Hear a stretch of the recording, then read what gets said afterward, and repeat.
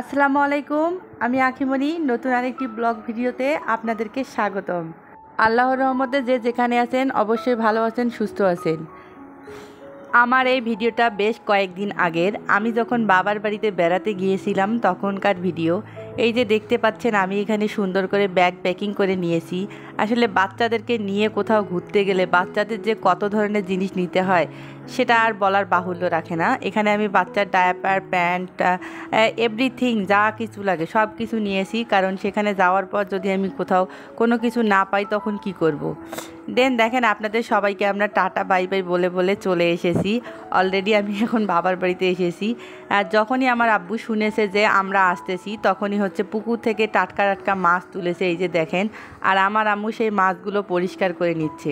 আর তখনই আমরা গিয়ে হাজির। আর আমি মাছগুলোর একটু ভিডিও করে নিলাম যাতে আমি আপনাদের সঙ্গে শেয়ার করতে পারি যে এগুলো আমাদের পুকুরের মাছ। আর এই যে এখানে দেখতে পাচ্ছেন এই পাকা কলাগুলো আম্মু আমাদের জন্য রেখে দিয়েছিল ফ্রিজে, যখন আমরা আসবো তখন আসলে খেতে পারবো। আর মায়েরা হচ্ছে মেয়েদের জন্য কি না করে বলেন। আর এই যে এখানে দেখেন আমাদের জন্য রাখতে রাখতে কলাগুলো একদম নষ্টই হয়ে যাচ্ছিল, পচে পচে যাচ্ছে, তবুও কেউ যেন খায় না। কখন মা চিন্তা করে রাখে যে কখন আমার মেয়েরা আসবে, কখন তার সন্তানরা আসবে, তারা খাবে মন ভরে। এখানে দেখেন আমার মেয়ে হচ্ছে মুরগি দিয়ে হচ্ছে কলা মেখে খাচ্ছে। সে তো ভীষণ এক্সাইটেড, এটা নতুন খাবার সে এক্সপ্লোর করলো। আর এখানে আমিও আসলে তখন যাওয়ার পর নাস্তাটা করে নিয়েছি। আমরা যাওয়ার পর আম্মু তার নাতি নাতনিকে নিয়ে অনেক বেশি আনন্দিত হয়ে পড়েছে এবং তাদের সঙ্গে খেলাধুলা করার জন্য ব্যস্ত হয়ে পড়েছে। আমি এখানে দেখি মাছ রান্না হয়ে গেছে। আমি মাছের ডিম দিয়ে চিন্তা করলাম আগে ভাতটা খেয়ে নিই, কারণ আমার অলরেডি অনেক ক্ষুধা লেগে গেছে। আর বাবার বাড়িতে গেলে মেয়েদের শান্তির জায়গা কী জানেন, সকালবেলা ঘুম থেকে উঠতে হয় না। আর আমি সকালবেলা ঘুম থেকে উঠেছি 9:30টার দিকে, উঠে দেখতেছি আমার বাচ্চারা এই যে দেখেন এখানে খেলতেছে। মাশাল্লাহ, আমাকে ডাকারও তারা প্রয়োজন বোধ করেনি। তারা ঘুম থেকে উঠে সোজা তার নানির কাছে গিয়েছে, নাস্তা করেছে এবং অল এভরিথিং করার পর তারা এখানে বসে বসে খেলতেছে। আমি তো দেখে একদম নিশ্চিন্ত হয়ে গেছি। যাক, আলহামদুলিল্লাহ আলহামদুলিল্লাহ। যাদের বাবা মা বেঁচে আছে তারা অবশ্যই কমেন্ট করে জানাবেন। আর আমি যেহেতু উঠতে উঠতে লেট করেছি তাই এখানে বসে একা একা হচ্ছে নাস্তাটা করে নিচ্ছি। এখানে আম্মু সামাই আর হচ্ছে রুটি করেছিল, চালের আটার রুটি, যেটা আমরা গেলে আম্মু সবসময় করে। আমার আসলে খুব প্রিয় খাবার। তারপর আমি এটা দিয়ে নাস্তাটা করে নিচ্ছি। নাস্তা শেষ করে কিন্তু আমি চাও খেয়ে নিয়েছি অফ ক্যামেরায়, সেটা আপনাদের সঙ্গে শেয়ার করিনি। আর এখানে দেখেন ঝড় ছিল সেই সময়, ঝড়ের সময় প্রচুর আম পড়েছে আমাদের গাছ থেকে। আর সেই আমগুলো আম্মু রেখে দিয়েছিল জমা করে, যে আমরা গেলে এই আম দিয়ে হয়তো বা কিছু একটা করে খাবো। আমি বসে বসে আমগুলো হচ্ছে ছিলাচ্ছি এবং রেডি করে নিচ্ছি, যে দেখা যাবে যে এই আমগুলো দিয়ে কিছু একটা করতেছি। যেটা করব আম দিয়ে সেটা পরবর্তীতে আপনাদের সঙ্গে যে কোনো একটি ভিডিওতে শেয়ার করব ইনশাল্লাহ। আর এই যে এখানে দেখেন এটা হচ্ছে আমার আম্মুর মরিচের গাছ। মাশাল্লাহ, অনেক সুন্দর সুন্দর মরিচ ধরেছে। আর সেই মরিচগুলোর এত পরিমাণে ঝাল, এত পরিমাণে ঝাল কি বলবো আমি আপনাদেরকে। আর এখানে দেখেন এটা আমাদের পুকুর। এই পুকুরের মধ্যে হচ্ছে হাঁসগুলোকে ছেড়ে দিয়েছি, যেহেতু আমাদের বাসায় অনেকগুলো হাঁস রয়েছে। এখানে হাঁসগুলো হচ্ছে সাঁতরে সাঁতরে এই দেখেন পাড়ের মধ্যে উঠতেছে। তারা যাতে উঠতে পারে, সহজে নামতে পারে, সেজন্য একটা পাড়েরও ব্যবস্থা করে দেওয়া হয়েছে মাচা দিয়ে। আর এই যে দেখেন এটা হচ্ছে সুপারি গাছ। এই সুপারি গাছ থেকে এখন সুপারি পাড়া হবে।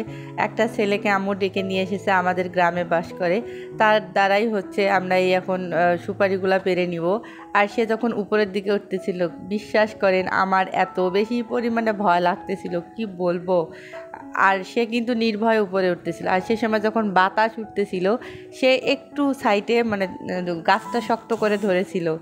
যাই হোক, এই যে দেখেন সুপারিগুলো অলরেডি পাড়া হয়ে গেছে। সে আস্তে করে সুন্দর করে সুপারিগুলো নিয়ে এই যে নামতেছে। দেখেন দেখেন কি সুন্দর, মাশাল্লাহ।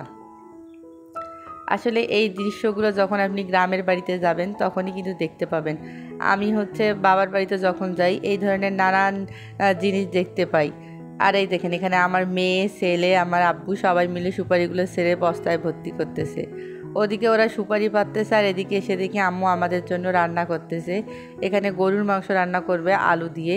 আবার বাচ্চারা যেহেতু আলু খুব বেশি পছন্দ করে তাই তাদের জন্য গরুর মাংসটা আলু দিয়ে রান্না করে, কারণ তারা মাংসের চেয়ে আলুটাই বেশি খায়।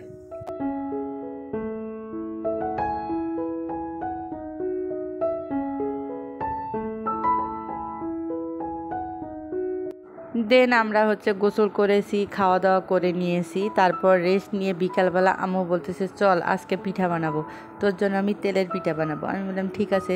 তারপর আমাকে বললো দোকান থেকে গিয়ে কয়েকটা গুঁড়া দুধের প্যাকেট নিয়ে আসতে, কারণ তেল পিঠার মধ্যে যখনই গুঁড়া দুধটা আপনি অ্যাড করবেন দেখবেন খুব সুন্দর একটা স্বাদ এসেছে। তারপরে এই যে দেখেন আম্মু হচ্ছে অলরেডি হচ্ছে যে তেল পিঠার যে ডোটা বা ময়ান আটাটা রেডি করে নিয়েছে, তারপর অনেকক্ষণ ভিজিয়েও রেখেছিল। এখন এই যে তেলের মধ্যে দিয়ে ভাজতেছে খুব সুন্দর করে। মাশাল্লাহ মাশাল্লাহ, পিঠাগুলো এতই সুস্বাদু আর টেস্টি হয়েছিল কি বলবো আপনাদেরকে। আম্মু একপাশে ভাজতেছে আর আমি এই পাশে ভিডিও করতেছি এবং খাচ্ছি, যাতে আপনাদের সঙ্গে পরবর্তীতে শেয়ার করতে পারি যে আমি বাবার বাড়িতে গিয়ে আসলে কি আনন্দ করেছি। কারণ আমি মনে করি আপনারাও আমার পরিবারের একটা অংশ, আমার আনন্দতে আপনাদেরও আনন্দ হওয়া উচিত। যাই হোক, এখন পর্যন্ত যদি কেউ আমার এই ভিডিওটি দেখে থাকেন অবশ্যই একটা লাইক করবেন, কমেন্ট করবেন এবং আমার পাশে থাকবেন। আর কে কোথা থেকে আমার এই ভিডিওটি দেখতেছেন অবশ্যই কমেন্ট করে জানাবেন আপুরা।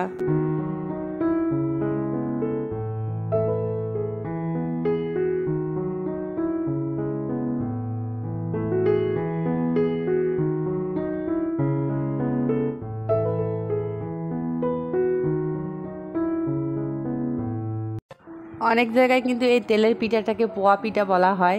আর কে কোন নামে এই পিঠাটা হচ্ছে বানায় আর কাদের হচ্ছে এলাকায় কোন নাম, সেটা অবশ্যই আমাকে কমেন্ট করে জানাবেন। আমি হচ্ছে আপনাদের কমেন্টের অপেক্ষায় রইলাম।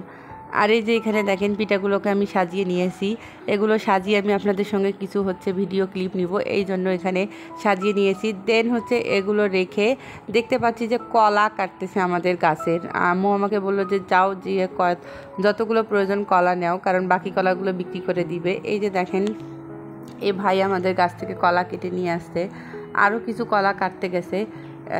এই কলাগুলো আমাদের গাছে হচ্ছে আমাদের বাগানে উৎপাদিত হয়, এগুলো কোনো সার বা কীটনাশক ইউজ করা হয় না। কলাগুলো দেখেন কি সুন্দর হয়েছে, মাশাল্লাহ মাশাল্লাহ। এখান থেকে কিছু কলা হচ্ছে আমি কেটে নিয়েছি আমার জন্য, আমার মেয়ের জন্য, আমার ছেলের জন্য, কারণ তারা হচ্ছে এই কলাগুলো খুব বেশি খেতে পছন্দ করে। আর এই যে দেখেন আমার মেয়ে আমাকে রেখে পুকুর পাড়ে একা একা চলে যাচ্ছে যেখানে কলা কাটতেছে। আর এই যে দেখেন কি সুন্দর গ্রামের পরিবেশ, প্রাকৃতিক পরিবেশ আসলে দেখলেই মন জুড়িয়ে যায়। এগুলো হচ্ছে ধান আমার হচ্ছে বড় বউ আবাদ করেছে।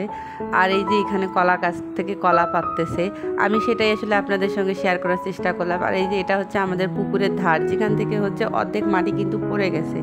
যাই হোক, এখানে সাবধানতার সাথে যাওয়া আসা করতে হচ্ছে। আর এই যে দেখেন এই কলাগুলো দেখেই চোখ জুড়িয়ে যাচ্ছে, মাশাআল্লাহ মাশাআল্লাহ।